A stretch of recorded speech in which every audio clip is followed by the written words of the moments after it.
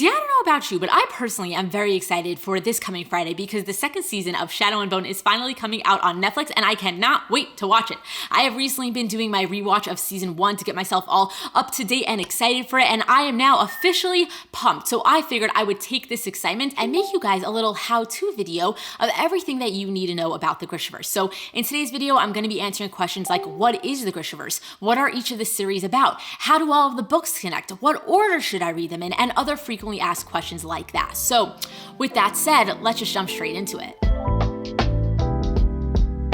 So what is the Grishaverse? Well, it is a world that's divided by the Fold, which is a section of darkness where you can either try to go through it and probably die, or you can try to go around it and then get wherever it is you gotta get. And the whole thing about the original trilogy, the Shadow and Bone trilogy, is that we're set in a place called Ravka that is surrounded by the Fold and then 2 other countries they are currently at war with. So their only option for trade and just like getting whatever it is that they gotta get and going wherever it is they gotta go is that they either have to go through the Fold, which will probably kill them, or go into other territories they are currently at war with. So it definitely puts them in a very sticky situation. So in Ravka, they happen to have 2 different armies. They have the regular army, which is just filled with regular people like soldiers and, map makers and things along those lines. And then they also have the second army, which is an army filled of Grisha, who are the people in this universe that have magical powers. So some of the Grisha are able to manipulate the human body. Some of them have elemental magic where they have control over like the wind, water, and fire. Then there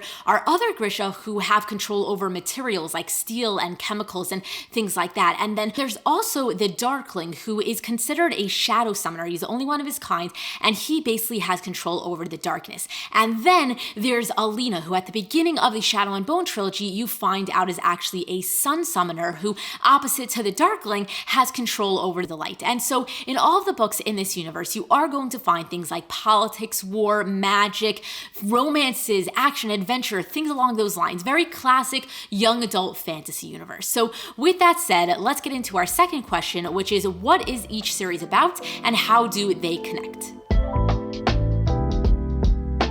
So first up, we have the Shadow and Bone trilogy, which are the original books from this universe. And in this story specifically, you are following a girl named Alina, who at the beginning of the book finds out that she is actually a sun summoner. And the Darkling has been looking for someone with her powers for a very, very, very long time because he believes that she actually has the ability to get rid of the Fold, which is the whole issue for Ravka, which I was telling you about when we originally introduced this universe. So he ends up taking her to the Little Palace, which is the place where the second army basically trains, and she's going to learn how to use her powers, how to control them, things along those lines, and then the story is more or less gonna go from there. Then we've got the Six of Crows duology, which takes place 2 years after the events of the Shadow and Bone universe, and now we're actually in another country in this universe in a place called Ketterdam, and we're going to be following a group of criminals as they go on a heist. So it is a very fun duology and most people's favorites. Then there's the King of Scars duology, which takes place 1 year after the events of the Six of Crows duology, and now we're actually back in Ravka and we're following characters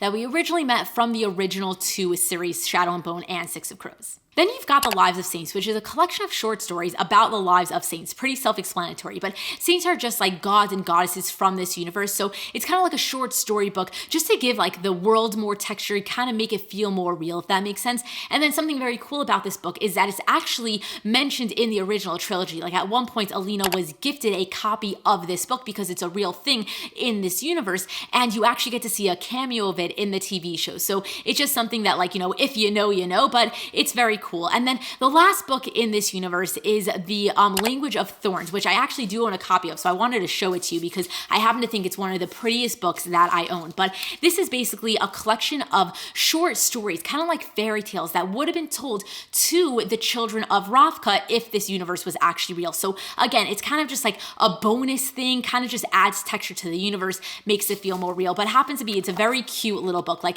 there's all of these like, pieces of art inside, like there are some like full page art. I don't know if you like, if we're gonna pass any of them, but anyway, it's just a very, very nice book. I absolutely love this one. And with that said, that is all of the books from this universe. So let's move on to the next question, which is what order should I read them in?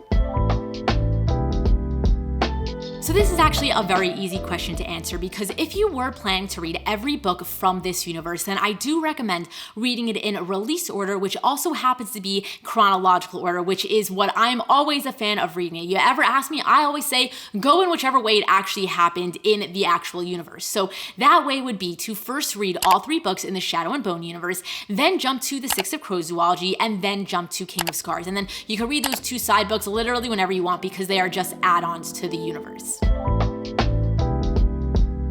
So now for some frequently asked questions. So first up, can you skip the Shadow and Bone trilogy and just go and read Six of Crows? Well, the quick answer would be absolutely yes. There are so many people who decide that they've heard better things about the Six of Crows duology. It sounds more fun, sounds more entertaining, and they just want to jump right there. And you can totally do that, because technically the Six of Crows duology is a story in itself. You can completely understand the world, understand what's going on if you just jump there. But happens to be, if you are planning on reading the Shadow and Bone trilogy as well, I do highly recommend reading it first, because at the end of the day, Six of Crows does take place 2 years after the ending of Shadow and Bone. So by first reading Six of Crows, you are going to get spoiled for some things that do happen in the Shadow and Bone universe, because, you know, it's, even though it's taking place in a different part of the universe, it still is the same universe. So you do hear talk about what ended up happening. And then on top of that, you are also going to miss some references and some cameos. You're not going to understand when you meet certain people that they actually were originally from the original trilogy. So you totally can read it by itself, but you know, you're going to be missing a little bit. So if you're going to read both, just read Shadow and Bone first. But if you just wanted to completely skip it, it's okay to do that too. So with that said, are you also able to just skip straight to King of Scars if that's the only books that you're interested in reading? And the shorter answer is like, yeah, technically you can, but I highly, highly, highly would recommend against that. And that is mostly because King of Scars was kind of written as a after effect of the original 2 series, because you are following characters from the previous 2 series, like main characters that you were following their story for a very long time now have their own books and they're continuing on with their lives. So you are going to be heavily spoiled for Shadow and Bone and Six of Crows if you first jump into King of Scars, because it does happen at the end of the timeline. And then on top of that, you're gonna miss all of the backstory as to why these characters are the way they are and why they are in the situation that they're in at the beginning of this specific duology. So no, I would highly recommend against just skipping straight to King of Scars. So now that all of that is figured out, how does the show actually relate to all of the books? Well, that is a great question. Thank you so much for asking.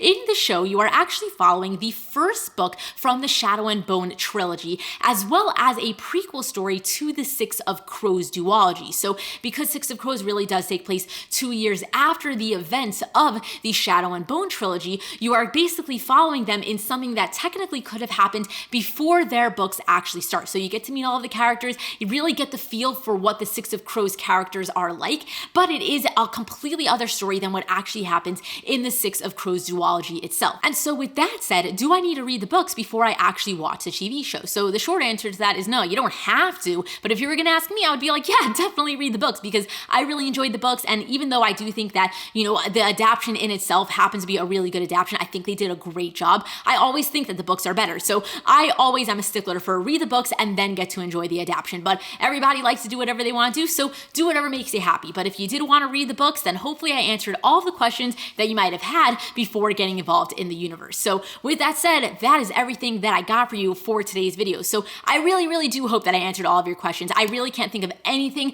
that you might else have to ask me about this, but if for some reason you're still confused about something, feel free to leave me a comment down below and I would be more than happy to continue the conversation there and answer any of the questions that you may have. So with that said, I'm gonna go. So if you did enjoy watching this video, please give it a thumbs up and also subscribe to my channel if you're not currently subscribed, because I would really appreciate it. But either way, I just appreciate you taking the time to watch my video. So thank you so much for that. So with that said, that is all. And until next time, enjoy reading.